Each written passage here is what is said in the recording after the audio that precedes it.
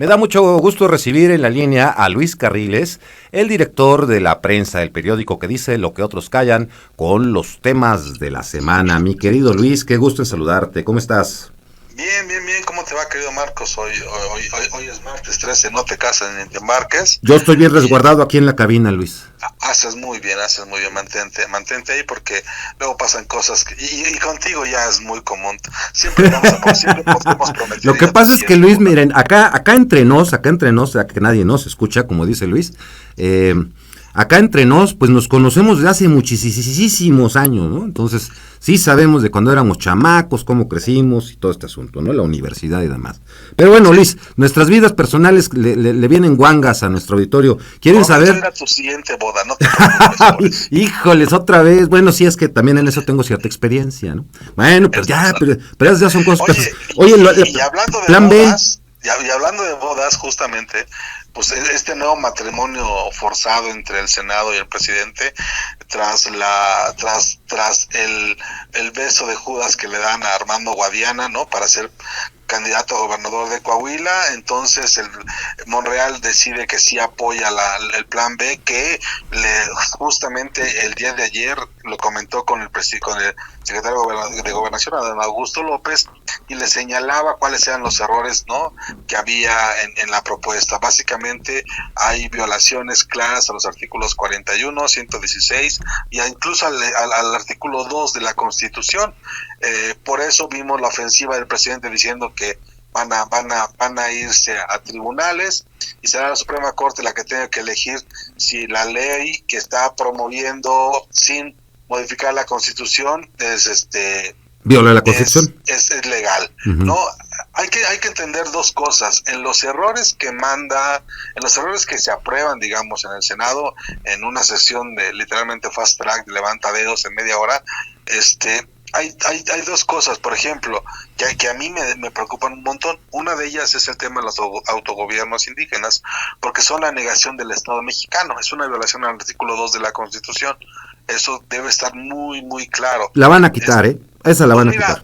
Vamos, estamos por partes, ¿no? Y la segunda, el artículo 41, donde le quitan literalmente, donde desaparecen todo lo que tiene que ver con la estructura orgánica y administrativa del Instituto Nacional del INE, ¿no? El asunto ahí es que cuando tú desapareces al INE intentando hacerlo más barato, lo haces de la peor manera posible, ¿no? Necesitas hacer un corte y confección y lo quieres hacer a hachazos, ¿no? Entonces, pues es clásico del presidente que haga ese tipo de situaciones. Y por otro lado, bueno, pues vamos a ver si en la Suprema Corte, que es lo que es al final quien donde va a terminar, si la Corte decide ejercer su facultad de tener y todo este esquema de progresión social. Eso por un lado. Y por el otro, bueno, pues lo que nos debe quedar muy, muy claro es que no hay una desaparición.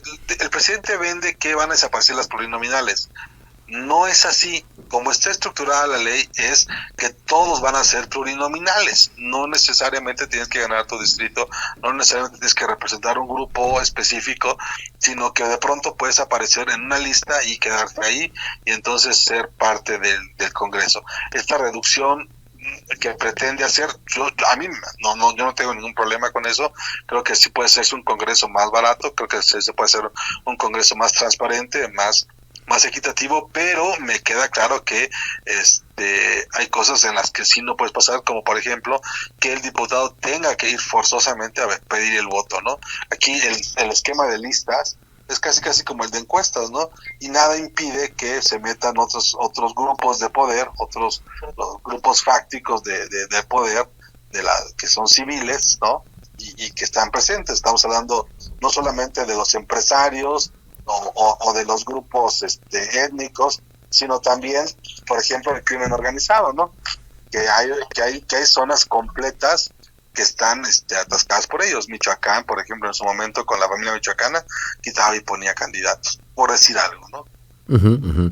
Bueno, Luis, a mí hay un tema ahí, mira, me parece muy importante en lo que viene. En la Suprema Corte de Justicia de la Nación, las cosas sí, efectivamente, hay un análisis, hay discusión, se plantean puntos de vista, interpretaciones, pero al final de cuentas, lo que determina son los votos y los votos de los ministros. Entonces, para que una norma sea considerada inconstitucional, se requieren de como mínimo 8 votos. Ya sucedieron, ya tenemos antecedentes que no se alcanzaron con los 8. O sea, si llegan a 7 ya no hay, son 8.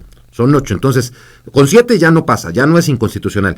Ahora, ahí tendrán, porque hay cosas con el artículo 41, como lo comentaste, que son evidentes, flagrantes violaciones a la Constitución. Entonces tendrán que decidir los ministros si hacen uso de verdad de la autonomía, de su investidura, de sus facultades como poder constitucional, autónomo e independiente, y declaran inconstitucionales esas normas, o se ponen del lado del proyecto político del presidente. Todavía habría otra, O sea, que es diferente, o sea, ojo con eso, lo acabas de decir de una manera que me encanta la idea. La idea política del presidente, la idea del gobierno del presidente, pero no hay una violación clarísima del Estado de Derecho, ¿no? Porque además tú tienes encima, después de esto, por ejemplo, cosas como el TEMEC, ¿no? Modifica la Constitución y luego quedan cosas volando, como es el caso del Tratado de Libre Comercio, ¿no? Donde hay asuntos que se tienen que legislar, ¿no? Y quedan pendientes, y abres la puerta con esto a que, por ejemplo, imagínate una planta, ¿no? Que es protegida por el Estado mexicano, porque son inversionistas extranjeras, pues es tomada por un pueblo que dice que, o que asume que ese territorio es de ellos y no del gobierno, ¿no? Es una decisión de autogobierno, reclamando, no sé, algo que pudieran ellos creerlo. No, pensando en voz alta, una planta, ¿no? Una carretera, una presa, algo que tenga el Estado mexicano ya hecho, y que de pronto un gobierno autonómico decida reclamarlo, ¿no? Como propio, ¿no? No, sí, vaya bastante complicado. Se abren cosas, porque el Estado mexicano es garante de las inversiones extranjeras. No, hombre, mira, nos queda clarísimo que aún con plan B, de llevarse a cabo y de prosperar en la Suprema Corte, aunque después se fuera a tribunales internacionales, porque ese sería el destino, a tribunales internacionales. Ya las violaciones por un poder a la misma Constitución ya se pueden plantear en un tribunal internacional. Entonces, independientemente de eso, sí sería una ruptura del Estado de Derecho en México. Así, de ese tamaño. Es romper el Estado de Derecho en México. No, es romper la Constitución, es violarla flagrantemente, ¿no? Y no es la primera vez que lo intenta, ¿no? Su intento original era modificar la Constitución. No le salió. Él debería estarse preguntando por qué no le salió. Sí. Oye, Luis, y antes de que se nos vaya el tiempo, porque tenemos ya un minuto, Miguel Barbosa, Puebla, una crisis más. A ver, ahí te va. Miguel Barbosa muere hoy, tiene un ataque cardíaco en la mañana en Puebla, es estabilizado, viaja a México, lo internan en el hospital Moreno Valle, vuela a México en helicóptero, llega al hospital Los Ángeles y fallece en la Ciudad de México. Esa es, digamos, la historia corta.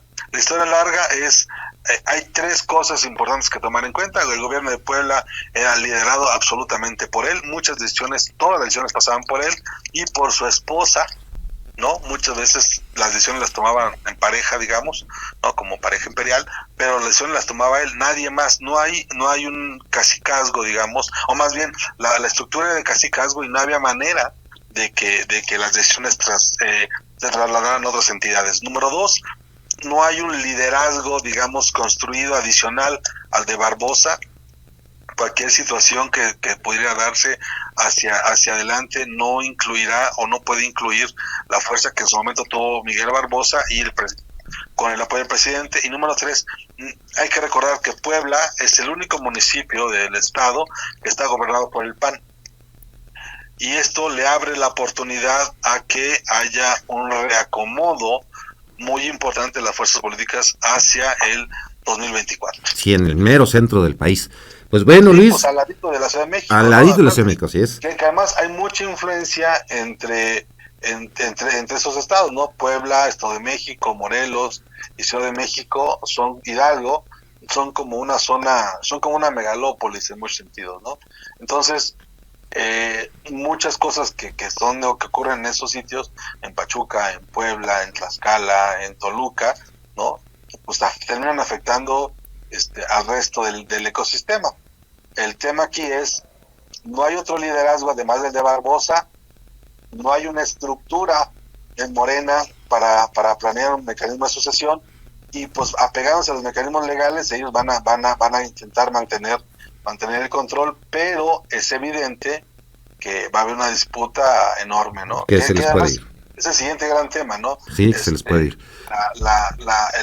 El otro gran tema que está en la palestra, y lo puso en la mañanera del presidente hoy, es quién va a ser el ganón en las encuestas, y ese tema de que supuestamente Claudia Sheinbaum ya rebasó a Marcelo Ebrard en la encuesta interna, pero pues es tan buena la encuesta que nadie sabe dónde está, y es tan buena como la que hizo candidato a Guadiana en Coahuila, y que fue desconocida por el subsecretario de Seguridad, ¿no? Ricardo Mejía Verdeja, que es el otro interesado en ser gobernador de Coahuila. Entonces, pues se están peleando entre ellos, ¿no? Así es. Mi querido Luis. La organización del Morena. Mi querido Luis, muchísimas gracias por tu participación, como siempre. Estamos al pendiente. Que tengas un excelente día. Muchas gracias, Marcos.